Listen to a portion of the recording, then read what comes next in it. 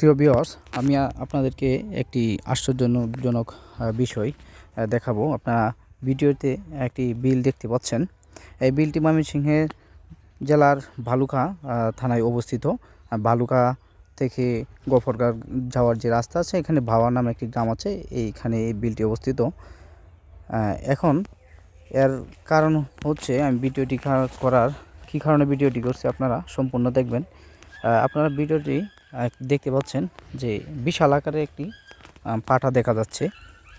এই পাটাটি এই বিলে মানত করা, যে বিলটা আমি আপনাদেরকে দেখালাম, এই বিলে মানত করা এই পাটাটি আপনারা যারা ভাওয়া থাকেন, বালুকা থেকে পূর্ব পাশে ভাওয়া মোড়, তার একটু আগে আসলে দেখতে পাবেন এই পাটাটি এখানে সচরাচর ঘোরাঘুরি করে। সকলেই কিন্তু তারে বিভিন্ন ধরনের খাবার দেয়। সে তার কোনো মালিকানা নেই, যেহেতু মানত করা, তাকে উন্মুক্তভাবে ছেড়ে দেওয়া হয়েছে। তার কারণে কিন্তু এই পাটাটিকে কেউ ধরে না, এবং শিয়াল বা কুকুরও কামড়ায় না, এবং এর গা থেকে কোনো ধরনের গন্ধ আসে না, যেমন পাটার গন্ধ। কোনো চুর একে চুরি করে নেওয়ার সাহস করে না, এবং কোনো মানুষ কিন্তু একে ইচ্ছা করলে একজন স্থান থেকে অন্য স্থানে নেওয়া যাওয়ার সাহস করে না।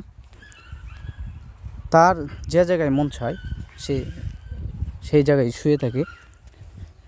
বেশিরভাগ বাজারেই থাকে, এবং বাজারের আশপাশে অনেক যে ঘর আছে এখানে থাকে, কিন্তু কোনো জীবজন্তু, মানুষ সহ তার এই আক্রমণ করার সাহস পায় না, তাকে আপনি ধরতে পারবেন না।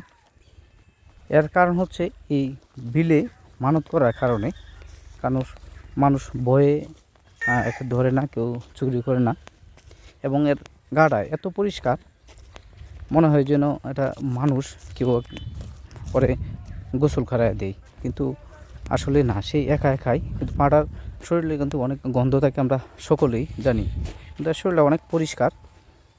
আসলে আমরা অনেক সময় অনেক কিছুই বিশ্বাস করি না, নিজের চোখে না দেখলেই অনেক কিছুই বিশ্বাস করি না আমরা। অনেক কিছুই আছে যে এখনও বর্তমান সমাজে বিদ্যমান রয়েছে, আমরা হয়তো বিশ্বাস করি না না দেখলে। কিন্তু এই পাড়ার যে এলাকায় আছে, এবং সকলে এই কাহিনিটা জানে, আসলে এরকম অনেক কিছু আছে যে আমরা চোখে দেখি না, কিন্তু আমাদেরকে বিশ্বাস করতে হয়। এই পাটার বিলে মানত করার কারণে কিন্তু তার এখনও সেই এলাকায় টিকে আছে এই পাটাটি, কেউ চুরি করে না, ধরে না। এর কারণ হচ্ছে শুধুমাত্র এক মান্যতের কারণ, সেটা আমরা অনেক সময় বিশ্বাস করি না। খুব একটা আশ্চর্যজনক বিষয়, এই জন্য আমি আসলে ভিডিওটি করলাম। কারো ভালো লাগলে অবশ্যই কমেন্ট করবেন, শেয়ার করবেন। সকলকে ধন্যবাদ।